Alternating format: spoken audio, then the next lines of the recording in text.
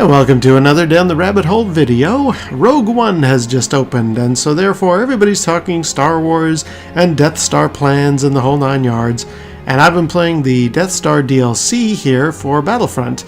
And I had heard on, or I had seen on YouTube, somebody found the Space Slug that hides in the asteroid field from The Empire Strikes Back. According to the Star Wars website, it's officially called the Exogorth, but I just always called it the Space Slug. You know, this guy. Yeah, so the Space Slug is apparently in the Death Star DLC, but he's really hard to spot.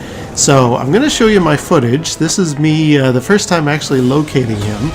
You want to, basically as soon as you start off, you go way to the left over here, and he's actually on that rock in the distance, and you don't really get to see him very clearly. I mean, I don't know if you can make out, there's like a very slight shadow there that's moving, and of course you can't get any closer. They tell you that's the wrong way to go, so you can't do it. But here, I'll show you the footage again, and I'll just slow it down and maybe zoom in a bit so you can see a little more clearly the Space Slug as he's moving.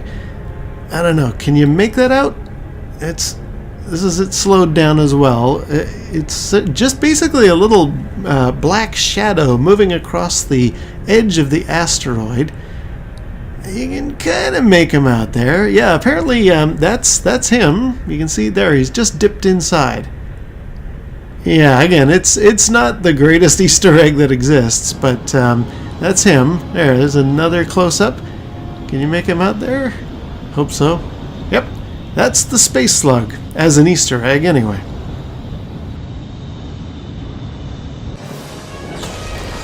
So one more time for good measure. Yeah, the Space Slug is kind of funny that George Lucas has mentioned, like on the DVD commentary, that he never really intended that to be taken seriously. It was supposed to be a bit of a chuckle, a laugh for the audience to just break some of the tension of the moment in the film. But it has since become kind of this serious thing. It's called an Exogorth, you know.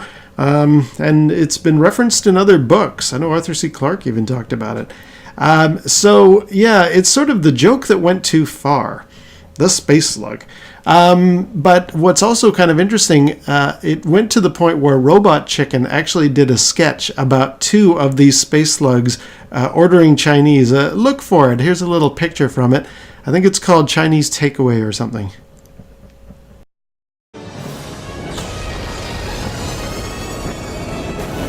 Imperial TIE fighters draw their fire. In position and ready to go.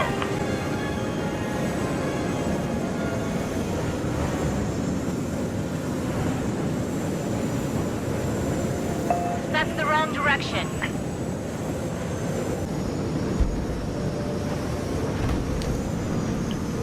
Now, while I'm out here in my X-Wing fighter and enjoying the scenery, and also noticing the Death Star off in the distance, let's bring it back to the Rogue One conversation.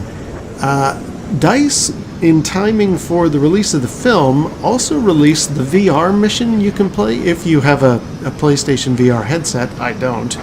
But they made it so that you can do a little Rogue One themed level, flying your X-Wing with first person inside the cockpit view. And I've been watching some footage of that, and I have to say, I don't think it looks right to me. I mean, I've watched a lot, or I've seen the X-Wing view quite a lot, and I'm going to flip to it here in Battlefront. This is what the normal cockpit view looks like when you're flying around. Now, it works. It's not my preferred way to play, but it does give that kind of feeling of really being there, and I love the instrumentation. But now, let me just show you what it looks like in the VR mission. Now, admittedly, these screenshots aren't the best. They were all I could find.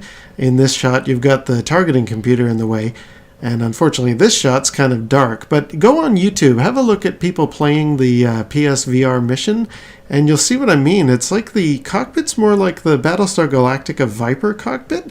It seems very cramped conditions, and I recall in the original films, Luke's X-Wing had a lot more room. I mean, here's one shot.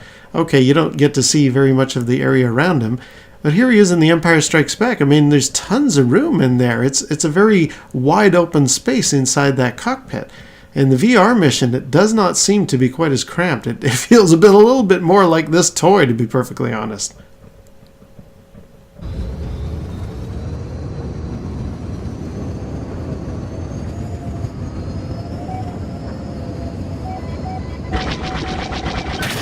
Behind you!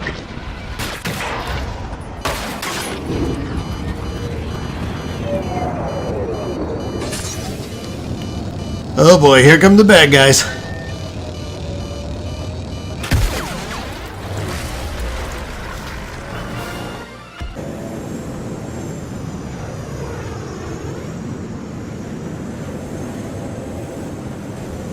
Yeah, I think I'm going to stick with the external view. That's my preferred way to play, and if I ever get PlayStation VR, then I'll enjoy the cockpit view.